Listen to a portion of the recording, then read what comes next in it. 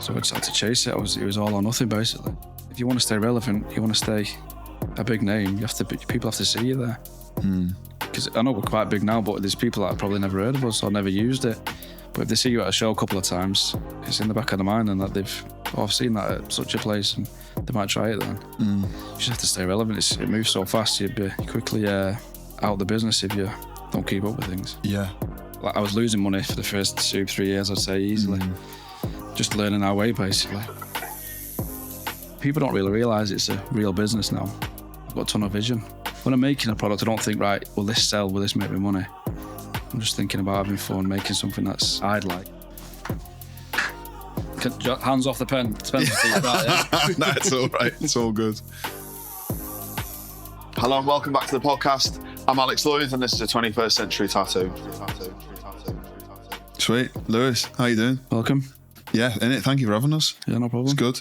At the new unit. Yeah. We'll talk about it in a minute, but really like founder and owner of one of the leading tattoo aftercare product companies in the UK. Brand, I suppose. Brand, a brand in itself. Like massive respect for what you've done. I think it's crazy, and to get to this level, I'm really looking forward to kind of having a chat with you. I guess the first question really is like, how did you get to this point? Where was that like initial vision? Because I know you were a tattoo artist first, and it's a family business. How did it all come to be? I probably started it by accident, really. Broad question. Yeah. I probably started it by accident. I think I started tattooing in 2011. I was doing groundwork at the time and I got in tattooed off somebody in the bedroom, of all places. Yeah. And this lad, Sam, he got a job in a studio. So whilst I was getting tattooed off, I went to the studio and I started helping him at weekends. The studio owner at the time gave him the keys to a new shop. And so I left groundwork head first straight into the tattooing then, being his apprentice. I did that for 2 years maybe. And then we had to close the shop. Something happened. Business rates weren't being paid, something like that. Something dodgy went on in the background. It's always like that, isn't it, at the start? With the owner. So he said, listen, he had to go his way. I had to go my way. I went and worked for the boss for a little bit. And I just thought I got to work for myself here. I opened my own shop 2013. Still a rookie. Didn't really know what I was doing. And that was, back then I was using metal tips and grips, autoclave, Vaseline, cheap Chinese machines. Yeah, loads of Dettol. Dettol for stencils. Yeah. I had a Mickey Sharps, that was the nicest thing I had. But my rotaries were Alibaba. Yeah. Or there's a company called Light in the Box, I think. I got a tattoo kit off that. I just went out. And Vaseline was always clogging the tips and grips up. And wasn't very good. The Panthen was round, but you couldn't tattoo with that. And I thought, I can make something for myself here. That'd be a bit nicer. A bit nicer to use. So I made something, had it in a little Tupperware box. Did a load of research online, with ingredients and whatnot. Just something to make my work better, Quite early on in tattooing as well. Yeah, because the way I think, if I see something, I'm using something, I think, can I make this? Is this, can I find the ingredients, what's in this, and make it myself? So I've always had that kind of mentality. But I just made it for myself, basically. And at home, in a little Tupperware box, I had my mum mixing it up and found a recipe that worked. Seemed to work really nice on people, so I just used it for myself for about a year, possibly. Give it to a few friends. And they said I should put it in a little pot. Got a few aluminium tins, put it in that. So me and my sister thought of the name. She was a graphic design student at the time. So we thought of the name. She did a couple of labels. Yeah. I think we printed some out at home, cut them out and stuck them on. It's mad. And that's how the Butterluxe was born, basically. Yeah, it's crazy to think, like, obviously a very entrepreneurial mind, but there's a lot of people have the ideas, but to actually go through with it and create that, especially so early on in like your tattooing journey, is mad. It's really impressive. It was just for myself. I didn't have visions of caring for the nation's skin. Yeah. It's just something for me to to use. So at what point then did you kind of think, what was that? Was it like, I want to take it further, or is like there's a market for this? I mean, I presume you noticed the gap in the market in the UK. Yeah, but I started to fall out of love with tattooing. Like, started to hate it, basically. I was thinking of excuses to clients, trying to cancel them, power cut, or things like that. So I started to fall out of love with that. But at the same time, there was an artist, Mark Bester, he's called. He managed to get hold of some of the balm, some of the, the old one. And he sent me a message saying it's good gear. He's used it. You should, he was sponsored by Star. So we sent it to Star.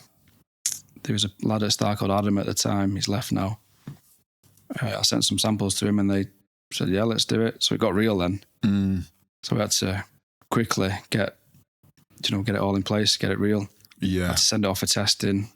I didn't know what I was doing. So I sent it off to a cosmetic scientist who does a report, make sure it's safe. And like I say, we're still doing it at home then. Mixed up a load of tins and off it went. Yeah. So Star was the first one that took it on. That was what got us in the market. What was that first product? Whipped butter. Yeah. Original whipped butter. Mm-hmm.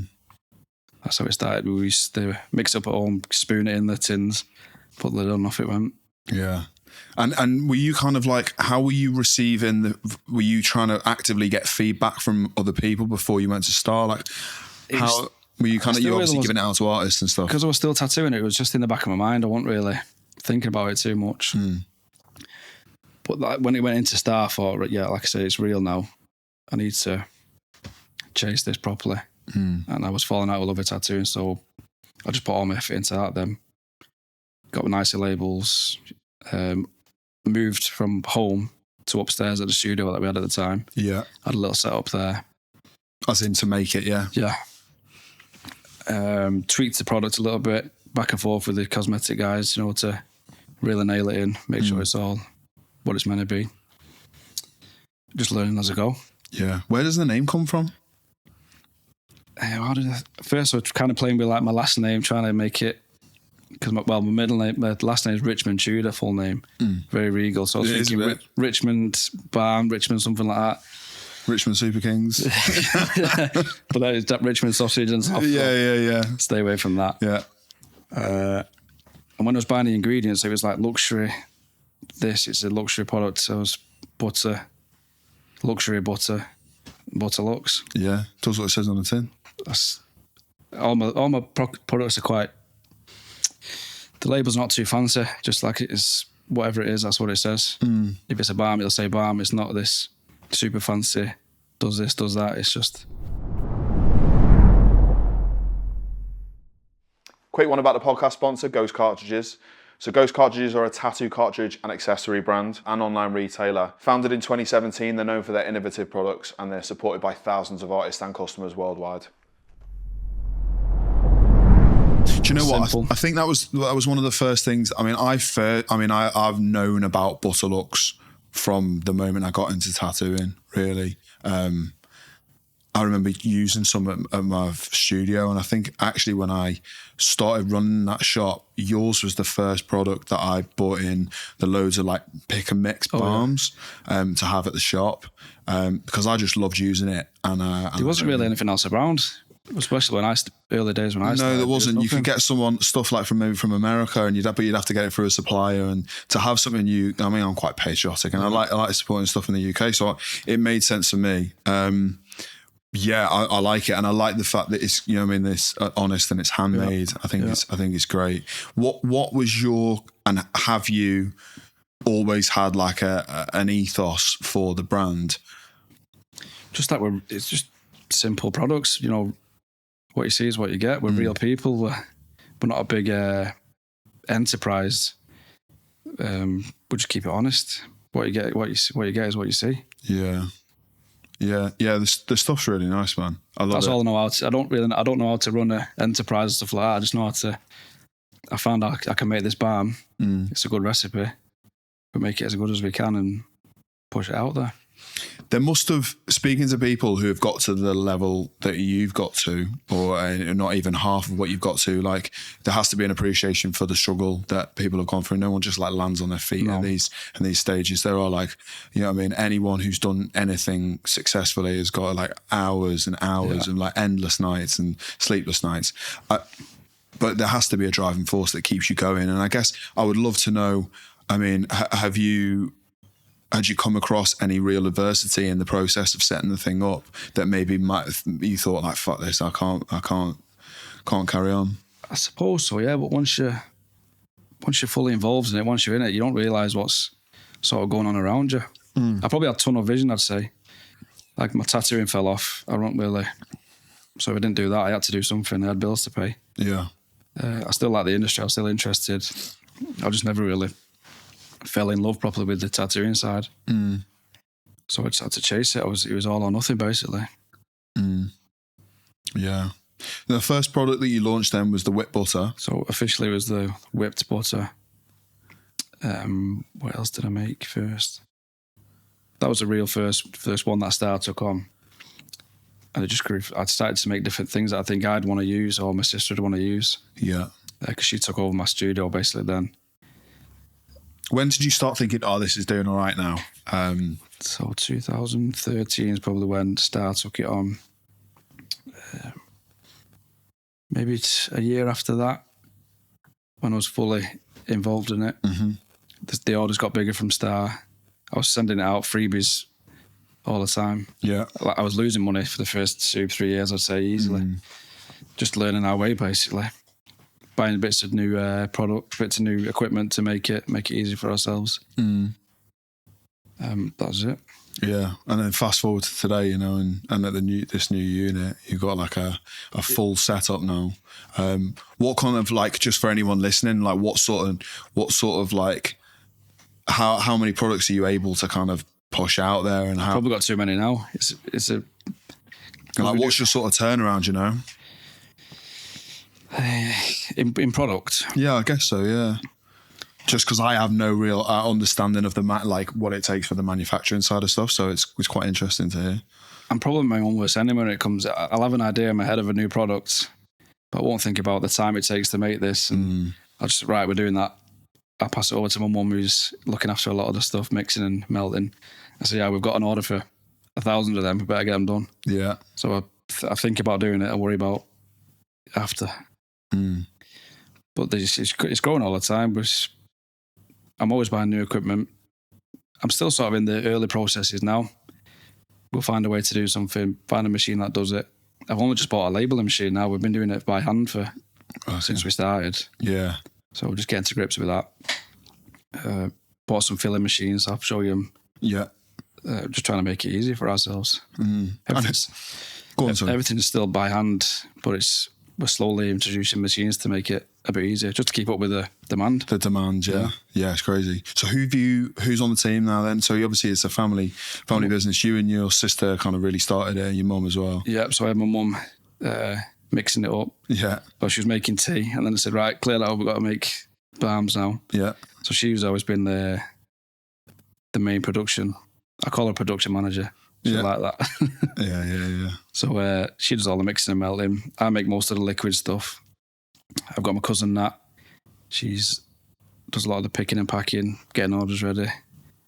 My sister, we've got Alex, who's just joined us doing the social media. And I'm just trying to grow it that way. Yeah, it's really cool. And obviously, like, talk a little bit, and we could talk a little bit about kind of like collaborations and working with sponsored artists. You know, you've obviously got some like incredible artists on you, like that you kind of work with. Talk to me about some of the artists you've maybe done some collaborations with recently, and who you work with. What was the last one? Nickham's, I think, was the last one. Yeah. I think the first one, the first couple I did, it wasn't flavours or anything in the balms, it was just a sticker. Liv Frost was one of my early artists. Yeah. She's still on board, she did the design. But I think, right, next time I do it, how can we make it better? So the first one with flavour, I think, was Jamie Lee did Pink Gum, which is one of our most popular ones. Yeah. So then after that, it was strawberries and cream, Benj. But then I'm thinking, how can we do it better now? So that's, the last one was Nick. So we put a lot more effort into that. Got the box. Yeah, the box is cool, yeah. I think we thought of the name first, Fresh Trainer, but I could not get a fresh trainer to smell right at all. No. It's like impossible fragrance to do. Was you like almost like leathery? Leather, glue, so I was trying to get... Glue, yeah. So I was sniffing all sorts of stuff, trying to get that right. It didn't work. But what to keep it with the Nike theme, the trainer theme. So we've come up with Tropical Air together. I've got loads of ideas. Yeah, I was going to say, where did you come up with the inspiration for that? I just... talking to myself in bed at night. Listening, it's all crazy ideas in my head. I just think I'm having fun with it, basically. I just think, what will people laugh at? What will they like? We're not too serious. That's it. And it's about getting creative. Like I spoke a little bit to you about before we started recording about like doing these almost like interpretations of other larger brands. Yeah. The stickers. I think we're getting known for our stickers now as well. It's sick. Yeah. It's cool. Do you know what I mean? And like you can spot it a mile off and it's recognisable. I just do things I'd like. If other people likes it, yeah, it's just a bonus. So what product are you most proud of? And what's your most popular product at the moment? It's always going to be the balm or the butters. I kind of wish we didn't do the butter because it's a longer process to make. It's temperamental in the heat. It can melt slightly. So my favourite, I'd say, is the balms. They're just a good solid product. They last in people's studios when they're getting hot, and if the tin gets dinted in the shipping, it doesn't damage the product too much. So I'd have to choose my first real products was the balms. Yeah, the original. Yeah, sick. Yeah, but then I think of what else I like doing the liquids. I like making the liquid soaps. Stencil gel's quite popular now. People are starting to get on board with that. Yeah, still need to try that actually. I keep meaning to. When I get some back in made, I'll get some too. So that one's out at the minute. Fully out. Can't keep that on the shelf either. Yeah, it's mad, isn't it? Trying to keep up with the demand. Yeah, it's a good problem to have. Yeah. Something I would find quite interesting to know. What is your do you have any regrets in the process, and do you look back and think, I wish I'd done that differently? You could say that, but it's too late then. Yeah. I could probably be well ahead of where I am now if I'd changed a few things at the start, but it's happened, hasn't it? You just have to do it as you know. Think about how you can do it better. Yeah. So there's not one thing that you could even pinpoint and think. No, because I'm always thinking of what next. How can I make that better? What we're doing next? Yeah, man. Tell me about this space then. The new space and kind of the decision to move from the old shop and. Well, so we was in the shop originally. Outgrew that. Yeah. Got a smaller unit, not too far. This is Sword and Sparrow, isn't it? Yeah. Yeah, Sword and Sparrow. Yeah. Which Jess, my sister, still. Well, I'll give it to her. She's passed the baton on to her now. So we moved out of there, got a unit not too far from here. Outgrew that again. Yeah. And this place come up, it was just 4 walls, the floor. So I had it for about 6 months, building the mezzanine and setting up, tailor perfect for what we need. I always had a vision of a unit with a grey painted floor. So I just put everything I had into this. Load of money on the deposit for the place and getting it done. And just took the risk. You're from round here anyway, so yeah. It's cool. Good to see as well, you know what I mean, for you to have grown up around here and then to be able to get something of this scale, like the place is, we'll show a bit of the footage, but the place is huge, you know what I mean, so yeah, it's impressive. And as we were saying, I've got visions of turning it into Fantasy Factory. My kids want a foam pit, so I've got to have room for that. Yeah. Just have it like I'm having fun. I'm excited to see it. Yeah, it's cool. Well, that's a good time for me to ask you the question. Really, is like, where do you want it to go? Where can you see it going now? I've never thought about where it's going to be, where it's going to go. I'm just happy how it's running at the moment. People like it. People are buying it. I can come here and make it and send it out. There's pressure now because we're getting numbered. The order's bigger.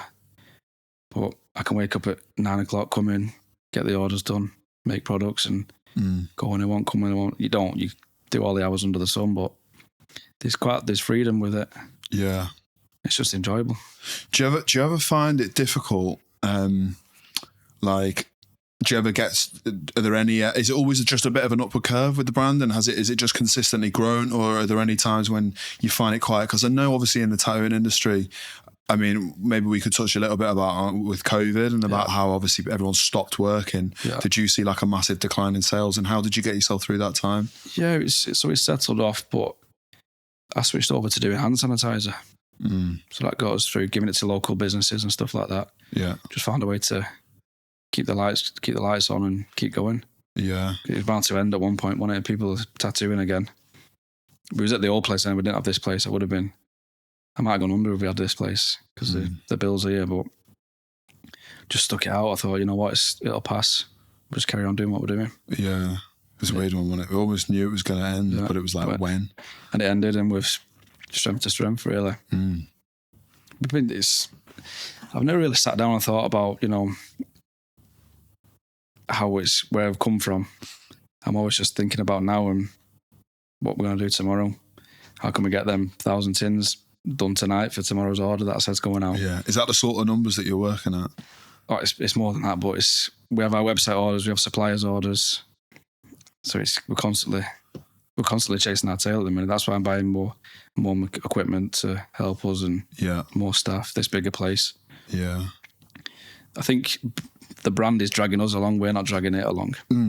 It's taking us for the ride. Yeah. I mean, we're just trying to keep up with that. Trying to keep up with us, man. Mate, it's a good problem to have.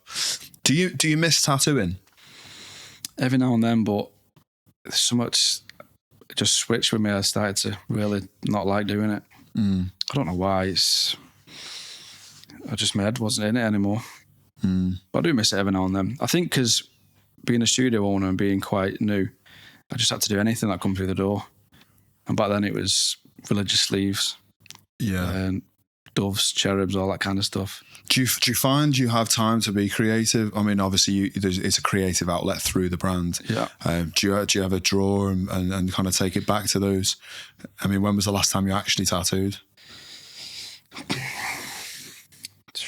13, good 6 years ago, maybe more.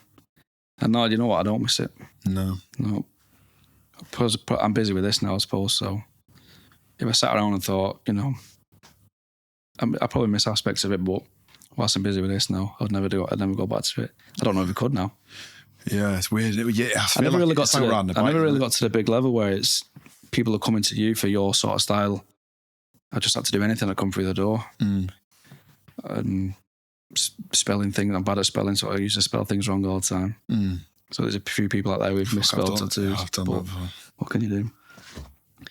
But yeah, it's changed so much from when I started, when I opened the studio, to now. It's like a different world now. Yeah, it's a mad process to see, because obviously you're going from tattooing, creating a product to help you tattoo, to then stopping the tattooing altogether to then to push that. It was my choice, and it wasn't because I was putting half my effort into tattoo and half into that. Neither of them are going to, you know, succeed then. So I had to just chose Butterluxe. I went all in on that. Yeah. And so far it's paying off.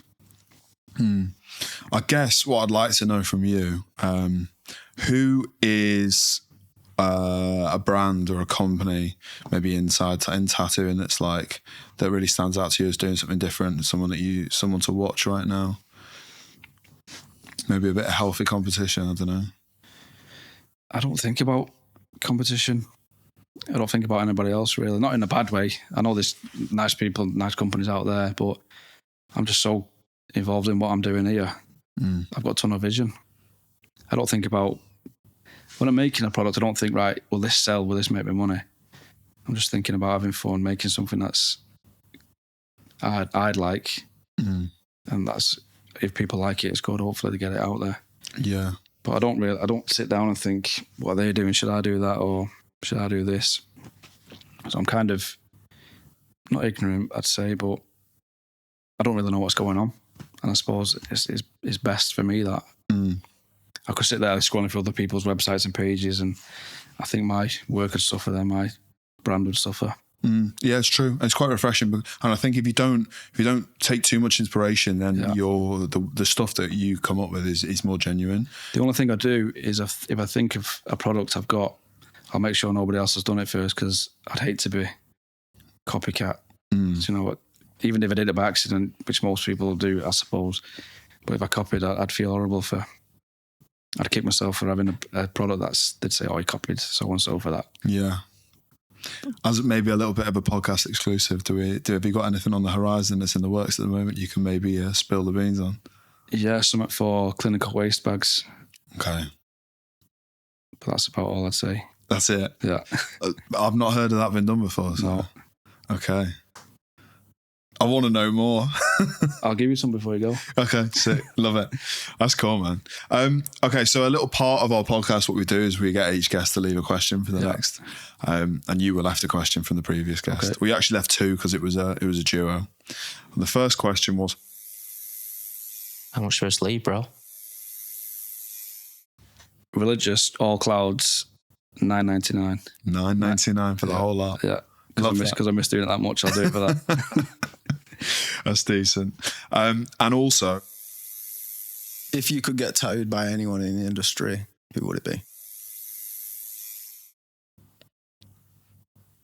I'm fanboying Nick Hims at the moment, so I'd get something off him. I've not been tattooed off him yet. No.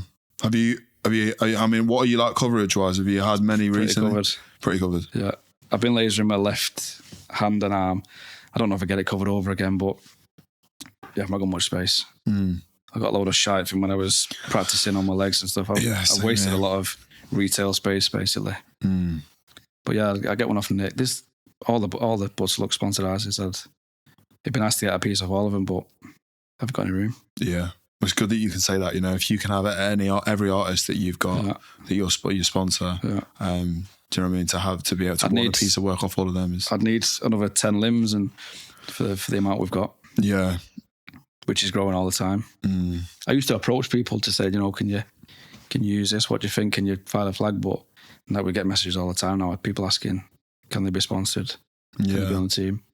How do you tackle that? I mean, I guess there must be way more people that want to be sponsored. Everyone wants to be sponsored. To sponsor everybody, but first of all, look at the work, how good the work is. If they've got good work, it's clean and they're on board. I don't look at followers or reach out. That's a pretty bonus, really. Yeah. If they've got followers and if they go to conventions, it's just a bonus.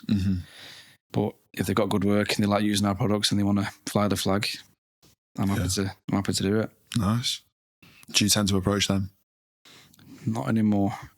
I used to at the start. I would give it to everybody, and all the people that I thought was really good artists, I'd pass it to them. Yeah. But now we've got the people come to us. Yeah. Which is a good thing. Yeah, man. I think, and it works both ways. You know, they get to use your products. Yeah. And you get the promotion as well. So I think it's great. I mean, I like that about the industry. I mean, like there's more than enough to go around. I think sharing's caring. Isn't it? Yeah. Like I say, if people like using my stuff, use it. If you don't use it. It's really simple. With us, we don't make people sign contracts, and you can use whatever brand you want. But if you like using our stuff, just tell people you like using it. Yeah. It helps me. It helps fly you. The flag. Yeah. So, is there anything you'd like to know from the next guest? What I'd like to know from them. Yeah. Is what my question is for the next guest. What's your question? Yeah. I had two. I had a tattoo related one and not one. They're kind of similar premise. Yeah, cool. I suppose the tattoo one would be, if you only had to do one design for the rest of your tattooing days, one design, you could use 2 colours and 2 needle sizes. What would it be? What would you choose? Sick. And the other one, I'm a big foodie, so it's if you had one meal you could eat for the rest of your days, what would it be? All right. Yes, love that. You've asked me to, so the next one could get to. Yeah, fair. I'm trying to think. Oh God, I don't know with that. See, I love a Chinese takeaway. Yeah, big fan. That'd be off the top of my list a bit. Yeah, it's got to be Chinese, isn't it? That's like the death row meal for me. And I've liked so much it put me in a food coma. Yeah, sick. Yeah, cool. Would you change anything about the industry? Is there anything about it that you would maybe something that you've seen in the industry, or maybe how it's changed over those years? Because you've been in the industry for a while now. Would you change anything? don't know if it changed anything, but I've noticed some big money started to come into the industry now. Big corporations are kind of finding out good money can be made in the industry. So I kind of see things becoming more corporate in that kind of way. It's not happened yet, but I have a feeling it's going to change. The sort of licenses you need, or I don't know, is there something on the horizon for anything like that? Yeah. Because it's quite, definitely not underground anymore. It's still like a underground sort of scene at the moment. Is it coming out of the underground? Probably. Yeah, well, when I was trying to get this unit, they said, "What do you do?" I say, "Well, I make tattoo products," and they kind of turn their nose at you straight away. It's like, "Oh, we don't want to show that kind of business." Yeah, people don't really realise it's a real business now. Like I say, it's changed so much from when I first started. Yeah, it's a shame, innit, that still exists. Yeah. I mean, I've just opened a shop in pretty central London, and it was difficult. It was a real challenge because I think, as soon as you mention the word tattoo, they want business plans, they want all of this shit. Yeah. And it's like, if I said I was like a recruitment agency, they'd be like, yeah, go on then. Do you know what I mean? Yeah. So it's still kind of taboo. It is changing though. Yeah. We're not all hairy bikers. Yeah. At least not all of us. No. Yeah. It's mad. So probably that. Yeah, big corporations. Yeah, but I won't change anything. It seems to be doing fine just as it is. But then again, if I sat down and probably thought about it, you might come up with something that you'd change. Yeah.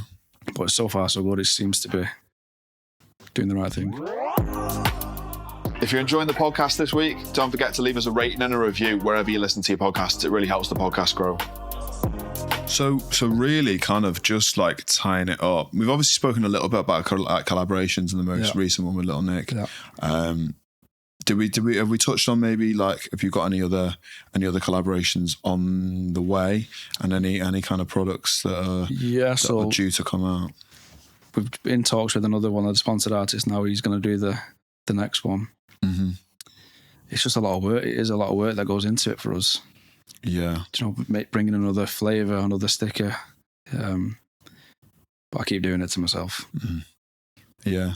But that's what it's about. And I think that's what people appreciate about the brand. Yeah. There's such a variety. Yeah. Because I'm always thinking of what I can make, and I make it. And then I think I've got another product here now I need to stock on the shelf. The limited edition ones were meant to be a limited edition, but people just keep buying them, and so I've got what as in like the flavour ones. So the pink gum, strawberry cream, and now the tropical. So I've got 3 limited editions that are staying around forever, I think. Yeah. So the next one will be a 4th. I've not come across one where people have turned their nose at it, so I have to stop doing it. Have you created any products that have just been a complete flop?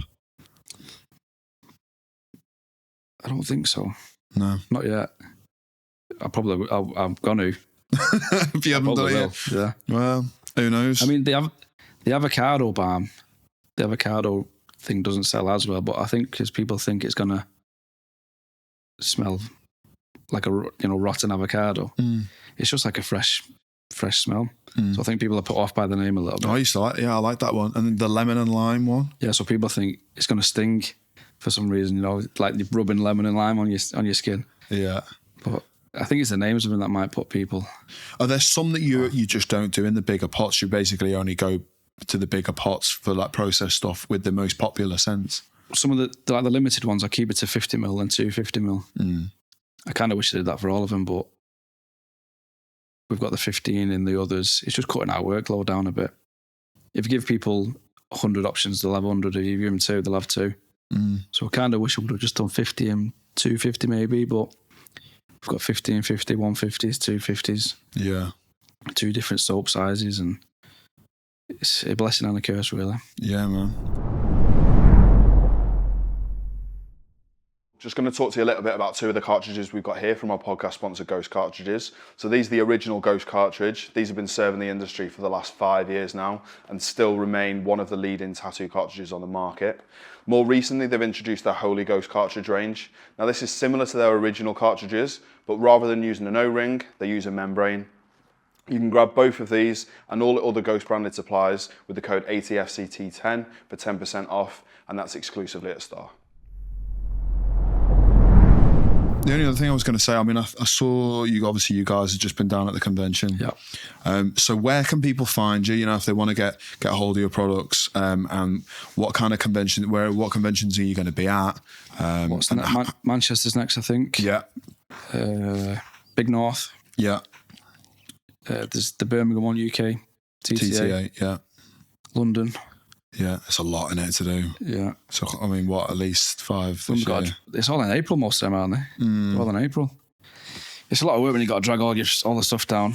If it's just us in a tattoo machine, it's a lot easier. Yeah. So what's the most challenging thing then about doing that and kind of doing those conventions? Because it's a big setup, isn't it?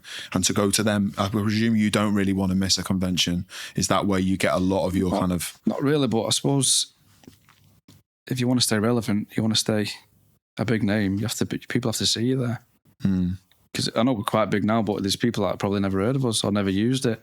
But if they see you at a show a couple of times, it's in the back of their mind and that I've seen that at such a place and they might try it then. You just have to stay relevant. It moves so fast, you're quickly out of the business if you don't keep up with things. Yeah. It's true. Even for artists now, it's like they've got to be on TikTok or they've got to be making videos now.